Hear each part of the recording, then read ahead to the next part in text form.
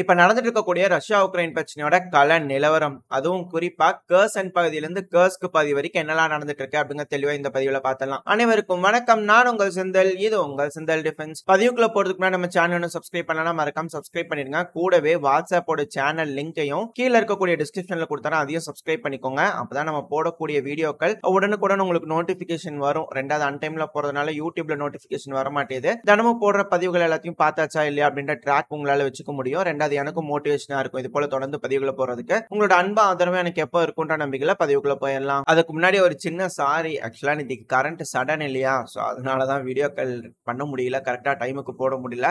So கோச்சுக்காதீங்க, இதுக்கப்புறம் தொடர்ந்து லைனா வர ஆரம்பிச்சிடும். நான் ஒருத்தன் தான் இருக்கேன் இல்லையா, ஸோ அதனால கொஞ்சம் டிலே ஆகுது, மற்றபடி எதுவும் இல்லை. தொடர்ந்து அடுத்தடுத்த பதிவுகள் சீக்கிரமா வர ஆரம்பிச்சிடும். பெருமளவுல ரஷ்ய தரப்பு வந்து முன்னேறிட்டு இருக்காங்க. இந்த கர்ஸ்க் பகுதியில பல செட்டில்மெண்ட்ஸ் அவங்களோட கட்டுப்பாட்டுக்குள்ள வந்துருச்சு. இப்போ கூட 2 செட்டில்மெண்ட் ரஷ்யா திரும்பவும் கட்டுப்பாட்டுக்குள்ள எடுத்துதான் அவங்க தரப்புல ஸ்டேட்மெண்ட்ஸ் வந்துகிட்டு இருக்கு. ஆனா இப்போ உக்ரைன் வந்து பாத்தீங்கன்னா அந்த கவுண்டர் அஃபென்சிவ்க்கு ஒரு கவுண்டர் அஃபென்சிவ் வந்து வேற ஒரு பகுதியில இந்த குளுஷ்கோவா அப்படின்ற ஒரு செட்டில்மெண்ட்டை நோக்கி போயிடலாமா அப்படிங்கிறது போல உக்ரைன் தரப்பு வந்து ட்ரை பண்ணிக்கிட்டு இருக்காங்க. அதுக்காக இனிஷியலா அவங்க ஃபார்வர்ட் அஃபென்சிவா எடுத்திருக்கக்கூடிய பகுதிகள் என்னன்னா, எந்தெந்த பகுதிகள் அவங்க முன்னேறணும்னு நினைச்சு உள்ள வந்திருக்காங்க அப்படின்னா, கர்ஷ்னா கத்ரிபோய்ஸ்கி, அதுக்கு பக்கத்துலயே வந்து பாத்தீங்கன்னா வெசோலேன்னு ஒன்று இருக்கும். அதுக்கு கீழே வந்து பாத்தீங்கன்னா நோயிபுட் அப்படின்னு ஒரு சின்ன செட்டில்மெண்ட் இருக்கும், சின்ன வில்லேஜ். ஸோ அதுக்கும் பக்கவாட்டில் வந்து பாத்தீங்கன்னா ஒபுத்துன்னு இருக்கு. ஸோ இந்த 3 செட்டில்மெண்ட்லயும் இது 3மே ரஷ்யாவோட ஒரு பகுதிகள். ஸோ இந்த 3லயும் நம்மளோட ஃபுட் ஹோல்டு வேணும். அப்படி இருந்ததுன்னா தான் வெசலியை போய் பிடிக்க முடியும் அப்படிங்கிறது போல உக்ரைன் தரப்பு ட்ரை பண்ணிக்கிறாங்க. ஸோ அப்படி ட்ரை பண்ணும்போது சைடில் வீடியோ பதிவுகளோட இருக்கும். தொடர்ந்து ஆயுதங்கள் வந்துகிட்டே இருக்கு. ஆர்ட்லரிகளா இருக்கட்டும், டேங்குகளா இருக்கட்டும், ஆர்மட் பர்சனல் வெஹிக்கிளா இருக்கட்டும், உக்ரைன் தரப்பு வந்து அனுப்பிக்கிட்டே இருக்காங்க. இது சைடில் வீடியோ பதிவுகளோட இருக்கும். இது உக்ரைன் தரப்பு வந்து கொடுக்கக்கூடிய வீடியோ பதிவுகள் தான். இல்லை என்ன அப்படின்னா, இது போல தொடர்ந்து வந்தாலுமே பெருமளவில் சக்சஸ் அடிக்க முடியல உக்ரைனுக்கு இந்த பகுதியில் அப்படிங்கிறத தெரிஞ்சுக்க முடியுது. ஏன் அப்படின்னா, இந்த பகுதியில் வந்து முன்னாடி கர்ஸ்க்ல வந்து ரஷ்யா தரப்பு வந்து அன்கார்டா இருந்தாங்க. ஆனால் இப்போ பயங்கரமா கார்டா இருக்கனால, சர்வேலன்ஸ் அதிக அளவில் இருக்கனால உக்ரைனால பெருமளவில் முன்னேற முடியல. அதாவது இப்போதைக்கு இந்த நோயிபுட்டா இருக்கட்டும், இல்ல இந்த உபுதா இருக்கட்டும், இங்க பக்கத்துல இருக்கக்கூடிய கத்ரிபோஸ்கியா இருக்கட்டும், ஸோ இந்த பகுதிகள்ல ஓரளவுக்கு அவங்களோட ஃபுட் ஹோல்டு இருக்கு. உக்ரைனோட ஃபுட் ஹோல்டு இருக்கு. அந்த 3 செட்டில்மெண்ட்டுக்குள்ளேயே வந்திருக்காங்க. ஆனா இந்த வெசோலியை நோக்கி போக முடிச்சான்னு கேட்டீங்கன்னா இல்ல. அந்த ஒரு காரணத்தினால தான். ஏன் இப்படி சொல்ற? ஏன் வெசோலிக்குள்ள போக முடியல? கண்டிப்பா போயிருக்கலாம் இல்லையா அப்படின்ற ஒரு கேள்வி வந்திருக்கும். ஆனா சைட்ல ஒரு வீடியோ பதிவுகளோட இருக்கு. இது உக்ரைன் தரப்பு வந்து ரிலீஸ் பண்ணக்கூடிய வீடியோ பதிவு தான். அங்க ரஷ்யன்ஸ்லாம் இருந்தாங்க. எங்களோட அதிநவீனமான ஆயுதங்கள் உள்ள போய் தாக்குதல் பண்ணிட்டு இருக்கு பாருங்க அப்படிங்கிறது போல ஒரு வீடியோ பதிவுல சைட்லோட இருக்கு, பாத்தீங்கன்னாலே தெரியும். இல்லைன்னா இந்த ரோபோட்ஸ் சமீப காலமா இந்த டிராகன் ட்ரோனா இருக்கட்டும், ரோபோட்ஸா இருக்கட்டும், இது போல பல ஆயுதங்களை கம்பைன் பண்ணி தாக்குதல் பண்ணிட்டு இருக்காங்க உக்ரைன் தரப்புல இருந்து. அதாவது இந்த போர், இந்த கவுண்டர் அஃபென்சிவ் நடக்கும்போது சொல்லிட்டாங்க இல்லையா, மேஜிக் வெப்பன் எதுவுமே கிடையாது, ஆனா பல வெப்பன் ஒன்னா சேர்ந்து வேலை செய்யும் போது அது ஒரு மேஜிக் உருவாக்கும் அப்படின்னாங்க இல்லையா. ஸோ அது போல ஒரு விஷயத்துக்காக உக்ரைன் தரப்பு வந்து ட்ரை பண்ணிட்டு இருக்காங்க அப்படிங்கிறத புரிஞ்சுக்க முடியுது. ஸோ இதுல இருந்து என்ன தெரியுதுன்னா, இந்த பதிவு வந்து வெசோலியில் எடுத்ததா தான் உக்ரைன் தரப்புன்னு சொல்லிக்கிறாங்க. பார்க்கும்போதே புரிஞ்சுக்க முடியுது, ஜியோலக்ஷனும் பண்ண முடியுது. ஸோ இதை வச்சு இன்னும் வெசோலியோக்குள்ளேயே உக்ரைன் தரப்பு வந்து ஊடுருவ முடியல. ஸோ இந்த ஒரு கவுண்டர் அஃபென்சிங் வந்து பெருமளவு உக்ரைனுக்கு கை கொடுக்கல அப்படிங்கிறத புரிஞ்சுக்கலாம். ஸோ அந்த ஒரு காரணத்தினால இது போல அதிநவீனமான ஆயுதங்கள் கர்ஸ்க் பகுதிக்குள்ள வந்துட்டு இருக்கு அப்படிங்கிற சொல்லப்பட்டு வருது. ரெண்டாவது, இதுக்கு ரஷ்ய அதிபரான விளாடிமிர் புட்டின் அவர்கள் சைடில் ஒரு வீடியோ பதிவு லோட இருக்கும். ஒரு மீட்டிங் நடந்துட்டு இருக்கு. மீட்டிங்ல வந்து பேசிட்டு இருக்கும்போது வந்து பாத்தீங்கன்னா ரஷ்ய தரப்புன்னு சொல்லியிருக்காங்க, a series of sample high-tech weapons வந்து இதுக்கு மேல தொடர்ந்து ரஷ்ய வீரர்களுக்கு கொடுக்க ஆரம்பிக்கணும் அப்படிங்கிறது போல அந்த மீட்டிங்ல ரஷ்ய அதிபரான விளாடிமிர் புட்டின் அவர்கள் வந்து சொல்லியிருக்கிறாரு. அது மட்டும் இல்லாம அந்த மீட்டிங்ல தொடர்ந்து இருக்கக்கூடிய விஷயங்கள் பலது பேசியிருக்காங்க. அதுல சில முக்கியமான விஷயங்கள் என்ன அப்படின்னா, போன வருஷத்தை கம்பேர் பண்ணும்போது இந்த வருஷம் ரொம்ப அதிக அளவுல இந்த ட்ரோன்களை ப்ரொடக்ஷன் பண்ணியிருக்கோம் அப்படிங்கிறது போல அவங்க தரப்புன்னு சொல்லிக்கிறாங்க. அதுவும் 1,40,000 ட்ரோன்கள் வந்து ப்ரொடியூஸ் பண்ணியிருக்கோம் அப்படிங்கிற சொல்றாங்க. ஸோ இது ரொம்ப அதிக அளவுல காம்பேட் எஃபெக்டிவ்னஸ் கொடுக்குது அப்படிங்கிறது போல ரஷ்ய தரப்புல இருக்கு. ஸோ கூடிய சீக்கிரத்துல இந்த ரஷ்யா உக்ரைன் பிரச்சனைக்கு ஒரு முடிவு கட்டியே ஆகணும். ஏன்னா இப்போ மேற்குலக நாடுகள், அதுவும் குறிப்பா அமெரிக்கா வந்து பாத்தீங்கன்னா டெமோக்ராட்ஸ்க்கு வந்து ஒரு வெற்றி தேவைப்படுது. ஸோ அது இஸ்ரேல் மூலியமா கிடைக்குமா அப்படிங்கறத ட்ரை பண்றாங்க. ஸோ அப்படி ட்ரை பண்ணும்போது மேபி அந்த ஃபாலோ ஆகி ஈரானுக்குள்ள போறதுக்கும் அதிகமான வாய்ப்புகள் இருக்கு. ஏன்னா இஸ்ரேல் கண்டிப்பா லெபனானுக்குள்ள போர்னு சொல்லிக்கல, ஆனா பயங்கரமா மாறி மாறி இருதரப்புல இருந்து அடிச்சுக்கிறாங்க இல்லையா. ஸோ அப்படி இருக்கும் காரணத்துல ஈரானை ப்ரொடெக்ட் பண்ணும். ஸோ அந்த ஒரு காரணத்தினால அந்த இடத்துல ஒரு அக்ரிமெண்ட்டை சைன் பண்ணியாச்சு, காம்ப்ரிஹென்சிவ் டிஃபென்ஸ் பேக்ட் வந்து சைன் பண்ணிக்கிறாங்க அப்படிங்கிற சொல்லப்பட்டது.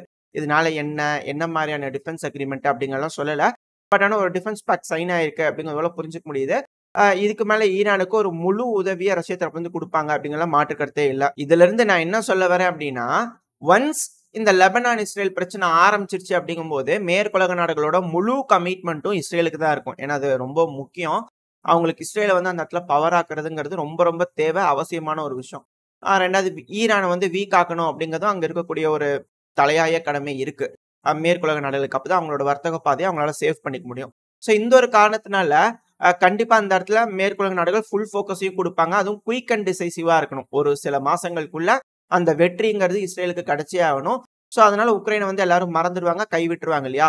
ஸோ அந்த ஒரு காரணத்தினால உக்ரைன் இதுக்கப்புறம் என்ன செய்ய போறாங்க? ஒருவேளை அது நடந்துச்சுன்னா என்ன செய்ய போறாங்க? இதனால தான் இந்த வெற்றி பிளான், இந்த long range storm shadow missile இது போல பல விஷயங்கள் கேட்டிருக்கீங்களா? இந்த பகுதியிலயும் கொஞ்சம் ஹீட்டா வச்சுக்கலாம். ஏன்னா ஒன்ஸ் அங்க ஆரம்பிச்சுட்டாங்கன்னா எல்லாத்தோட ஃபோக்கஸ் அங்க போயிரும். மீடியால இருந்து எல்லாமே அங்க போயிருவாங்க. இங்க என்ன நடக்குது அப்படிங்கிறதே கண்டுக்க மாட்டாங்க யாருமே. ஸோ அந்த டைம்ல ரஷ்யா மிக பெருமளவுல முன்னேறுறாங்கன்னா, அது ஒரு ஓவர் பேட்ச் கவர் குடுக்கறதுக்காக அந்த சைடுல இஸ்ரேல் வச்சு இந்த டைம்ல அடிக்கிறாங்களா? அப்படின்ற கேள்விகளும் வர ஆரம்பிச்சிருக்கு. பல அனலிஸ்ட் தரப்பு இருந்து. ஏன்னா, தொடர்ந்து நம்ம பெல்கிராட் பகுதியில ஆயுதங்கள் வந்துகிட்டே இருக்கு அப்படிங்கறதெல்லாம் பார்த்திருக்கிறோம் இல்லையா? ஸோ அதெல்லாம் வச்சு பார்க்கும்போது கண்டிப்பா இந்த கர்ஸ்க் பகுதியில கூட உக்ரைன் போயிருந்தாங்க இல்லையா? அதுவும் மிகப்பெரிய ஃபெயிலியர் ஆயிடுச்சு அப்படின்னு சொல்லப்பட்டு வருது. ஏன்னா, இப்ப சைடுல ஒரு வீடியோ பதிவு லோட் ஆயிருக்கும். இது வந்து பாத்தீங்கன்னா லுபியுமோனோவ்கா. இது வந்து மிக முக்கியமான ஒரு செட்டில்மெண்ட். இந்த ஸ்னக்ஷாட் ரிவர் இருக்கு இல்லையா? ஸோ அதோட உக்ரைன் சைடுல இருக்கக்கூடிய ஃபோட்டோ. ஸோ அந்த பகுதியில வந்து பாத்தீங்கன்னா ரஷ்யாவோட டேங்குகள் உள்ள என்டர் ஆக ஆரம்பிச்சிச்சு. அந்த பகுதியில தாக்குதல் பண்ணிருக்காங்க. அந்த பகுதி முழுவதும் ரஷ்யாவோட கட்டுப்பாட்டுக்குள்ள வந்துருச்சு அப்படிங்கிற போல ரஷ்யன் தரப்பு சொல்றாங்க. வீடியோ பதிவுகள்லாம் வந்துகிட்டு இருக்கு. ஆனா உக்ரைன் தரப்புல இப்போ வரைக்கும் நகி சண்டை நடக்குதுங்க. பாதி தான். அதுவும் முழுசாலாம் எங்களோட கட்டுப்பாட்டுக்குள்ள தான் இருக்குது அப்படிங்கிற போல உக்ரைன் தரப்பு சொல்றாங்க. எது எப்படியோ இரு தரப்பு சொல்லக்கூடிய விஷயங்கள் உங்ககிட்ட சொல்லியாச்சு. 2வது இந்த லுபிமோவ்கா விட்டுருங்க. இப்ப அடுத்து அதுக்கு பக்கத்துல வந்து பாத்தீங்கன்னா நோவோயிவனோவ்கா இருக்கு. ஸோ அது இன்னொரு மிக முக்கியமான ஃபார்வர்ட் ஆஃபென்சிவ் பேஸ். ஸோ அத பயன்படுத்தி தான் சுத்தி இருக்கக்கூடிய காட்டுப் பகுதிகள்ல உக்ரைனால முன்னேற முடியுது.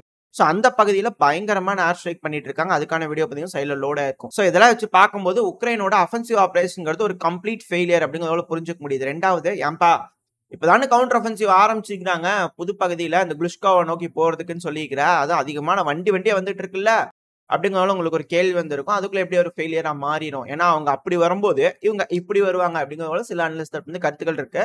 அவங்களுக்கு அது போல கருத்துக்கள் இருக்கலாம். இதுல என்ன ஒரு பிரச்சனை அப்படின்னா சைடுல ஒரு இமேஜஸ் லோட் ஆயிருக்கும். இது எல்லாமே பிளண்டூன் பிரிட்ஜஸ். அதாவது உக்ரைன் தரப்பு வந்து தொடர்ந்து இது போல பிளண்டூன் பிரிட்ஜஸ்லாம் ஐடென்டிஃபை பண்ணி இது போல ஓப்பன் சோர்ஸ் எல்லாம் இருக்கட்டும், சேட்டலைட்ஸா இருக்கட்டும், இது எல்லாமே எடுத்து பிளண்டூன் பிரிட்ஜஸ் ஐடென்டிஃபை பண்ணி தாக்குதல் பண்ணிட்டு தான் இருக்கிறாங்க. ஆனா இதெல்லாம் கை கொடுக்கலங்க. ஏன்னா இந்த ஒரு சேட்டலைட் இமேஜ்ல மட்டும் 7, 8 பிளண்டூன் பிரிட்ஜஸ் இருக்கு. இது போக இன்னும் ஏகப்பட்ட விஷயங்கள் இருக்கு. பிளண்டூன் பிரிட்ஜஸ் ஐடென்டிஃபை பண்ண முடியாம ரொம்ப குயிக்கா டிப்ளாய் பண்ற மாதிரியும், அதுக்கப்புறம் குயிக்கா எடுக்கிற மாதிரியும் பல விஷயங்கள் இருக்கு. ஏன்னா இப்ப ரஷ்யாவோட மீடியாவே வந்து பாத்தீங்கன்னா அந்த குளுஷ்கோவா, ஏன்னா அது ரிவர் வந்து கட்டாது இல்லையா? ஸோ அதனால அந்த குளுஷ்கோவால அந்த பிளண்டூன் பிரிட்ஜஸ் அமைச்சு டக்குனு வீடியோ பதிவுகள் அந்த பிரஸோட ரிப்போர்ட்டர்ஸே குளுஷ்கோவுக்குள்ள போறாங்க. ஸோ எந்த அளவுக்கு சேஃபா இருக்கு அப்படின்னா அந்த இடத்துல வந்து பிரஸ் ரிப்போர்ட்டர்ஸ் உள்ள அனுப்புவாங்க. ஏன்னா ஃப்ரண்ட் லைனுக்குள்ள பிரஸ் ரிப்போர்ட்டர்ஸ் போக மாட்டாங்க. சில பல காம்பேக்ட் ஜோனுக்கு தள்ளி இருக்கக்கூடிய பகுதிகளுக்கு தான் போவாங்க. ஸோ இதெல்லாம் வந்து பார்க்கும்போது குஷ்கோவாக்குள்ள போகக்கூடிய சப்ளைஸ தடுத்திருக்கணும். பட் ஆனா அது ஃபெயிலியர் ஆயிடுச்சு. அது மட்டும் இல்லாம எக்ஸாக்டான கர்ஸ்க பொறுத்த வரைக்கும் கள நிலவரங்கிறது டோட்டலா டிஃபரெண்ட். ரஷ்யா சொல்றதெல்லாம் அது சைடுல ஒரு வீடியோ பதிவு லோட் ஆயிருக்கும். இனிஷியலா இதோட ஸ்டார்டிங்ல வந்து பாத்தீங்கன்னா நான் பாதி கட் பண்ணிடுறேன். ஏன்னா ஒரு உக்ரைனோட நபரை வந்து பாத்தீங்கன்னா பிடிச்சு வச்சிருப்பாங்க. அது நம்மளுக்கு பார்க்க வேணாம். பட் ஆனா தொடர்ந்து ரஷ்யா எந்தெந்த பகுதியில இந்த உக்ரைனியன்ஸ் போய் அந்த போர்டு முன்னாடி நின்னு போட்டோ எடுத்தாங்க இல்லையா? ஸோ அந்த போர்டு எல்லாத்தையுமே வந்து பாத்தீங்கன்னா ரீகேப்சர் பண்ணியாச்சு அப்படிங்கிற சொல்றாங்க. ரியாலிட்டியான ஃபேக்டர் ரொம்ப பெருமளவுல ரஷ்யன்ஸ் வந்து ஊடுருவி போய் பல செட்டில்மெண்ட்ஸ் அவங்க கட்பாட்டுல எடுத்துட்டாங்க அப்படிங்கிறது போல புரிஞ்சுக்க முடியுது. இது வந்து ப்ரொபகண்டாவா போய் நான் சொன்னேன் அப்படின்னா, ஸோ அதனால நான் அதை பத்தி மேப்ல நான் சொல்லவே வரல. ஆனா இதுல இருக்கக்கூடிய விஷயம் என்னன்னா பல இடங்கள்ல முன்னேறி இருக்காங்க. ஆனா இன்னும் இந்த காட்டு பகுதிகள் இருக்கு இல்லையா? ஸோ அந்த பகுதியெல்லாம் உக்ரைனோட வீரர்கள் இருக்காங்க. அதை ரீக்ரூப் பண்ணி அதுக்கப்புறம் எப்படி அவங்க டிஃபெண்ட் பண்ண போறாங்க, எப்படி அட்டாக் பண்ண போறாங்க அப்படிங்கிறதா இருக்கு. அதுக்கான அளவுக்கு அவங்க கிட்ட ரிசோர்சஸ் இருக்கா, ராணுவம் இருக்கா அப்படிங்கறது இங்க இருக்கக்கூடிய கேள்வி. ஏன்னா இதே டைம்ல பல இடங்களையும் ரஷ்யா தரப்பு வந்து தாக்குதல் பண்ணிட்டு இருக்காங்க. ஸோ இந்த ஒரு காரணத்தினால தான் இது கம்ப்ளீட் ஃபெயிலியர் அப்படிங்கிறதால பல அனலிஸ்ட் தரப்பு வந்து இருக்கு. எனக்கும் கருத்துக்களா இருக்கு. உங்களோட கமெண்ட் செக்ஷன் எனக்கு புரியுது. நான் ஒன் சைட் ஆஃப் ஃபேவரா பேசுறேன் அப்படிங்கிறது போல. ஆக்சுவலா இருக்கக்கூடிய ஃபேக்டரை நம்ம அனலைஸ் பண்ணி சொல்றோம். இதே போலதான் உக்ரைன் உள்ள போகும்போது என்ன நடக்குது, ஏது பண்ணாங்க அப்படிங்கறத சொல்றோம். கூடவே உக்ரைன் தரப்பு சொல்லக்கூடிய விஷயங்கள் தான் நம்ம வந்து ஹைலைட் பண்ணி காட்டுக்கிட்டு இருக்குமே தவிர ரஷ்யா தரப்பு சொல்லதான் நம்ம பெருமளவு எடுக்கிறதே இல்லை. தினமும் செய்திகள் பார்த்துட்டு இருக்கிறவங்களுக்கே தெரியும். உக்ரைன் என்ன சொல்றாங்க அதைத்தான் நம்ம ஃபாலோ பண்றோமே தவிர ரஷ்யா சொல்றதெல்லாம் நம்ம கேட்கறதே கிடையாது. இப்ப இந்த விஷயங்கள்லாம் மேப்ல சொல்லும் போது என்ன நடந்திருக்கு அப்படிங்கிறது ஒரு கிளியர் பிக்சர் உங்களுக்கு கிடைக்கும் அப்படிங்கிறது போல நான் நம்புறேன். இப்ப மேப்புக்கு போயிடலாம். உக்ரைனோட சுமி ஒப்லாஸ்டுக்கு மேல இருக்கக்கூடியதான் கர்ஸ்க் ஒப்லாஸ்ட். ஃபர்ஸ்ட் டைம் பாக்குறாங்க இல்லையா, சோ அவங்களுக்கு ஒரு சின்ன இன்ட்ரோ. சோ சுமில இருந்து தான் கர்ஸ்க் அட்டாக் பண்ணிட்டு இருக்காங்க. இதுல என்னன்னா கொரோனோவோ நம்ம சொல்லியிருக்கோம் இல்லையா, சோ மெயினான செட்டில்மெண்ட் இது. சோ இந்த வழியா பயன்படுத்தி இந்த ஸ்னக் ஷாட் மூலமா அட்டாக் பண்ணிட்டு இருக்காங்க. அதாவது இந்த டைரக்ஷனில் மட்டும் இல்ல, இந்த காட்டு பகுதிகளில் இருக்கக்கூடிய பகுதிகளையும் சூஸ் பண்ணி அட்டாக் பண்ணிட்டு இருக்காங்க. ஏன்னா இந்த இடத்துல தான் ஜியோலோகிட் ஆயிருக்கும். ரஷ்யாவோட டேங்கல் வந்து பாத்தீங்கன்னா இந்த வழியா வந்து முன்னேறிட்டு இருக்கும். அது இந்த லொபோ இமோனோவுக்குள்ள வந்து தாக்குதல் பண்ணிட்டு இருப்பாங்க. ரஷ்யாவை பொறுத்த வரைக்கும் இந்த செட்டில்மெண்ட் வந்து பாத்தீங்கன்னா முழுவதும் அவங்க கட்டுப்பாட்டுக்குள்ள வந்துருச்சு அப்படிங்கறத சொல்லப்பட்டு வருது. ரெண்டாவது ஏர் ஸ்ட்ரைக் நடந்தது இல்லையா, அது வந்து பாத்தீங்கன்னா நோவோயோனோவுக்கா, அது இங்க இருக்கக்கூடிய எட்ஜ் பொசிஷன். சோ மேபி இந்த பகுதிகளை அவங்க கட்டுப்பாட்டுக்குள்ள வந்துருச்சு அப்படிங்கும்போது ப்ரிப்பேர் பண்ணிட்டு இருக்காங்க அடுத்து நோவோயோனோவுக்குள்ள என்டர் ஆகிறதுக்கு. சோ நோவோயோனோவுக்காவை ஃபார்வர்ட் பேஸா வச்சிருக்காங்க உக்ரைனியன். சொன்னதுக்கான காரணம் இதுதான். ஏன்னா இந்த நோவோயோனோவுக்கால இருந்து கொரோனோவோ உங்களுக்கு தோராயமா நான் உங்களுக்கு ஒரு டிஸ்டன்ஸ் வரைஞ்சு காட்டுறேன். கிட்டத்தட்ட 15 கிலோமீட்டர். இதெல்லாம் நம்ம முதலே வந்து பாத்தீங்கன்னா உங்ககிட்ட பல தடவை சொல்லியிருப்போம். சோ இதை பயன்படுத்தி தான் உக்ரைனோட வீரர்கள் வந்து பாத்தீங்கன்னா பெருமளவுல இந்த டேங்குகளா இருக்கட்டும், ஆர்ட்லரிகளா இருக்கட்டும், இந்த பகுதியில இருந்து கொஞ்சம் கொஞ்சமா கொண்டு போய் வச்சு அதுக்கப்புறம் இங்க வந்து தாக்குதல் பண்ணிட்டு இருக்காங்க. சோ அதைத்தான் ஈஸியா ரஷ்ய தரப்பு வந்து பாத்தீங்கன்னா அழிச்சுக்கிட்டே இருந்தாங்க இந்த ரிகானிசன் ட்ரோன்கள் மூலமா, ஆர்ட்லரி செல்கள் மூலமா. சோ இப்போ ரஷ்ய தரப்புல இருந்து இது போல அட்டாக் பண்ணிட்டு இருக்கும்போது உக்ரைன் தரப்புல இருந்து பாத்தீங்கன்னா இங்க கீழ இருக்கக்கூடிய பகுதிகள், அதாவது நம்ம சொல்லியிருந்தோம் இல்லையா குளுஷ்கோவோ, சோ இந்த குளுஷ்கோவை பிடிக்கிறதுக்காக தான் ட்ரை பண்ணிட்டு இருக்காங்க. இந்த இடத்துல வந்து பாத்தீங்கன்னா முழுவதும் ரிவர் கட் ஆகுது. இது எதுக்குன்னா உக்ரைனோட பகுதிக்குள்ள வரைக்கும் அந்த ரிவர் போகுது. சோ இந்த பகுதிகள், இந்த தெற்கினோ இந்த பகுதிகளுக்குள்ள வராங்க அப்படிங்கும் போது இந்த பிரதானமான பகுதிகள் அவங்க கட்பாட்கள் எடுத்துக்க முடியும். அதனால இங்க ட்ரை பண்ணிட்டு இருக்காங்க. நான் குளுஷ்கோவுக்குள்ள போக முடியல. இங்க இருக்கிறதா வெசோலே. சோ இந்த பகுதியில வந்து பாத்தீங்கன்னா உக்ரைன் தரப்பு வந்து தாக்குதல் பண்ணிருக்காங்க அங்க இருக்கக்கூடிய ரஷ்யன்ஸை குறி வச்சு. சோ அதனால இப்ப வரைக்கும் அவங்களால முன்னேற முடியல அப்படிங்கறத புரிஞ்சுக்க முடியுது. ஏன்னா பெருமளவுல உக்ரைனியன்ஸே வந்து பாத்தீங்கன்னா இது எல்லாத்தையும் கிரே கலர்ல தான் மார்க் பண்ணிருக்காங்க. எந்த வழியா உள்ள போயிருக்காங்க அப்படிங்கறத கிரே கலர்ல மார்க் பண்ணிருக்காங்க. கூட வந்து பாத்தீங்கன்னா இந்த ட்ரோன்கள் உள்ள போய் தாக்குதல் பண்ணிச்சு இல்லையா, சோ அது வந்து இங்க இருக்கக்கூடிய பகுதி உக்ரைனோட செட்டில்மெண்டான